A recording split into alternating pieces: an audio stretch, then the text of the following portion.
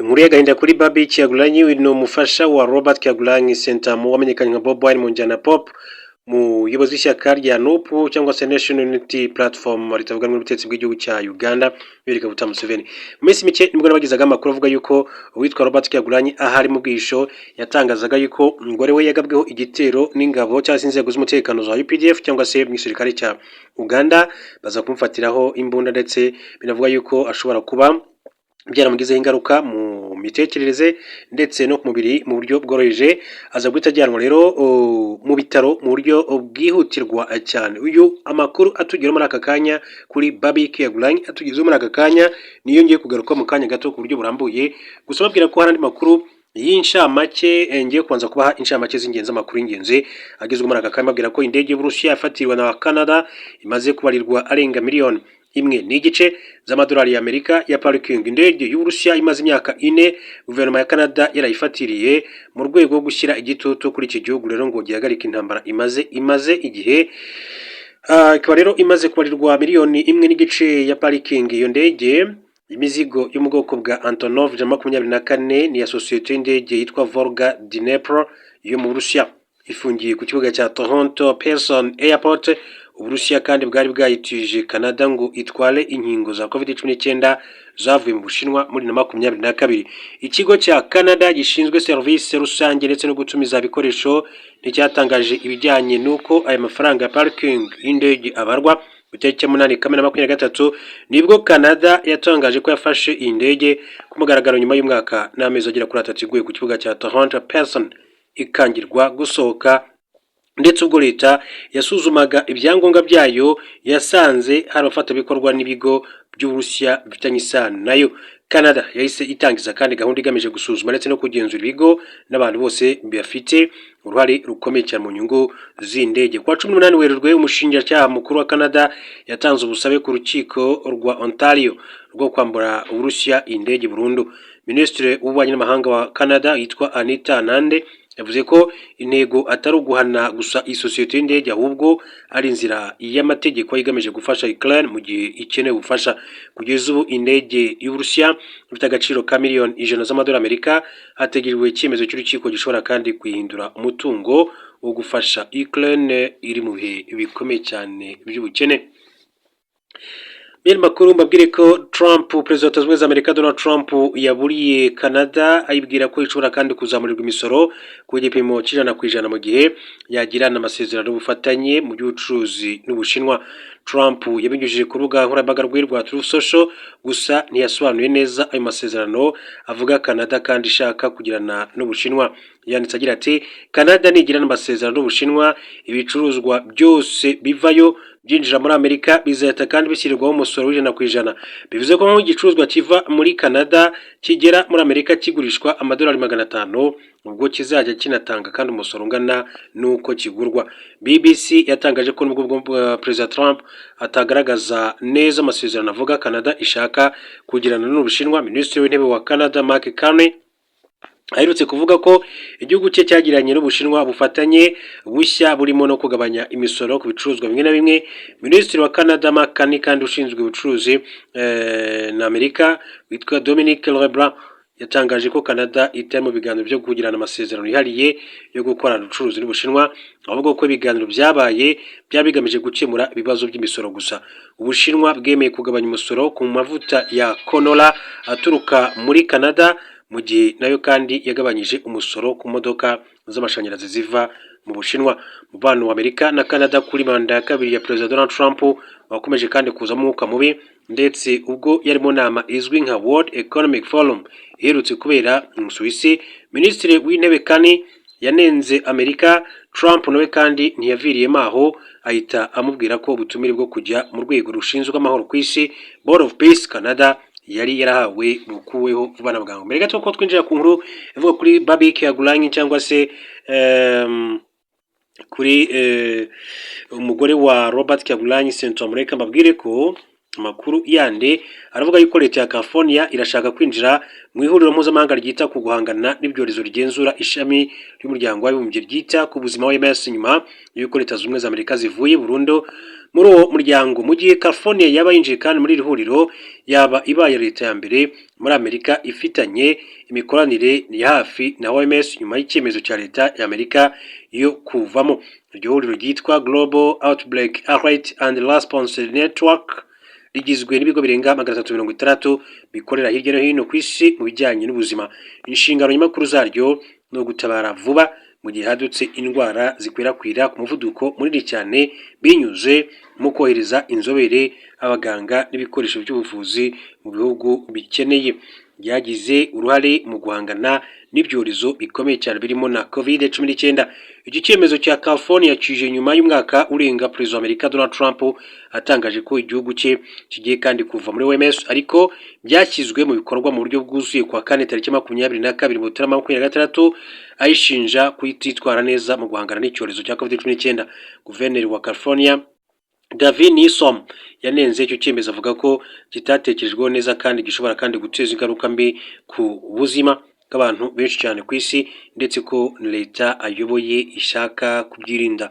Leta ya California ni imwe muri 50 zigize Amerika, ndetse niyo ya mbere ikize aho ibamo inganda nyinshi cyane ndetse ibonekamo umusaruro mwinshi w'ubuhinzi muri Amerika. Ifatwa nk'igicumbi cy'ikoranabuhanga ndetse no guhanga udushya, niyo ifite ibyambo binini cyane muri Amerika byose, ndetse muri Mata 2025 umusaruro mbumbe wayo cyangwa se GDP waciye ku Buyapani ugera kuri miliyari ibihumbi 4 ndetse na miliyoni 100 z'amadolari Amerika, mu gihe kandi icyo gihugu wari miliyari ibihumbi 4 ndetse na miliyoni 1 z'amadolari ya Amerika. Iri California rero umujyi ukunzwe cyane kandi ukize cyangwa se ukungahaye mu buryo bukomeye cyane. Hanyuma hari inkuru yavugaga ku mugore wa Robert Kyagulanyi yitwa Barbie Kyagulanyi. Umugore wa Bobi Wine aravuga amarorerwa yakorewe aho ari mu bitaro. Umugore w'umunyapolitike atavuga rumwe n'ubutegetsi bwa Uganda Barbara Kyagulanyi ari mu bitaro nyuma y'uko abantu bitwaje ibirwanisho kandi batereye inzu yabo bakayigira umusaka ati ku mugwa mukuru Kampala. Igitero kibaye inyuma y'iminsi mikeya habaye amatora y'umukuru w'igihugu atabonwa kumwe ku vyayavuyemwo. Barbara Kyagulanyi avuga ko yari umwe igihe aba bagabo binjira ku nguvu mu nzu hari mu ijoro ryo kuwa gatanu, babaza iyo umugabo wiwe yarari, bongera kandi barondera ndetse no kwinjira muri telefone yiwe ari ku gitanda mu bitaro aho ariko aravurirwa. Barbara Kyagulanyi yabwiye abanyamakuru ko abateye bamwe muri bo kandi bari bambaye umwambaro wa gisirikare, abandi nabo bambaye impuzu zisanzwe, bamukubaguye kandi baramutuka, bamubabaza igituma kandi yemeye kurongorwa na Bobi Wine nk'uko akomeza kugenda abivuga. Avuga ko abagabo babiri kandi bamugumije mu gihe abandi nabo bariko barasakambura inzu yose. Umwe muri bo kandi yamusavye gutanga akajambo banga no kuvuga password ka telefone. Avuga ko amaze kwanka yaciye amufata mu kanigo amukiriza hejuru cyane. Barbara Kyagulanyi arwariye mu bitaro byo ku mugwa mukuru Kampala agira ati mbananya nifatafata kandi ntakambira umugabo wanje ngo ntave mu bwihisho. Avuga mu rurimi rw'Ikiganda, Barbara Kyagulanyi yashimangiye ati nimba bibaza ko bazokuronka ati wewe umugabo wanje bakoresheje ukuntoteza igumire mu bwihisho. Kuva Yoweri Museveni atangajwe ko ari we yatsinze ano matora ku majwi arenga 71, umugabo wiwe Bobi Wine arihishije. Umugambwe wiwe National Unity Platform wiyamirije ibyavuye muri amatora mu gihugu cya Uganda. Ku muhingamo w'ejo kuwa gatandatu waciye ku rubuga rwa X, Wine yamenyesheje abanywanyi biwe ndetse n'amakungu ukungene abajejwe umutekano bari bambaye udupfukamunwa bateye inzu yiwe bagasakambura vyose bakanakubita abantu bari muri iyo nzu harimo n'umugore wiwe n'abana. Ati batoye telefone y'umugore wanje bamutegeka kubaha ijambo banga no kugurura iyo telefone. Avuga ko yanse kubaha ivyo barondera, baciye bamukubita baramusinzikaza. Ati Barbara Kyagulanyi abandanya kandi kuvurwa, avuga ko yakomeretse ku mubiri ndetse no ku mutima. Mbere yaho Wine yari yamenyesheje ko afise ubwoba kubishobora kandi gushikira umugore wiwe. Yavuga ko yari yugaraniwe mu cumba kimwe kandi ko atazi aho intumbero yabo bajejwe umutekano.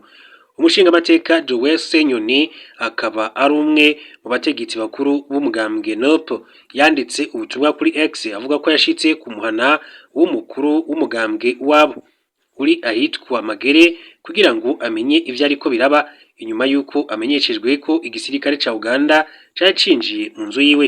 Yanditse ati hari abasirikare bahorurwa muri mirongo be n'abandi bantu ati baboneka mu nzu benshi bambaye umwambaro wa gisirikare abandi bambaye impuzu zisanzwe. Senyonyi yavuze kandi ko abantu bari bafise ibirwanisho bari barwankiye kwinjira. Abarongoye mugambwe NUP bavuga ko abavuganye n'abategetsi bakuru n'igipolisi babaza igituma babandanya kandi bafatira ingingo nk'izo umugore wa Bobi Wine aho gusohora itangazo ku mugaragaro ndetse no guhamagaza Bobi Wine wenyene canke se umugore we ku gituro cy'ipolisi icajo cose muri iki gihugu ca Uganda.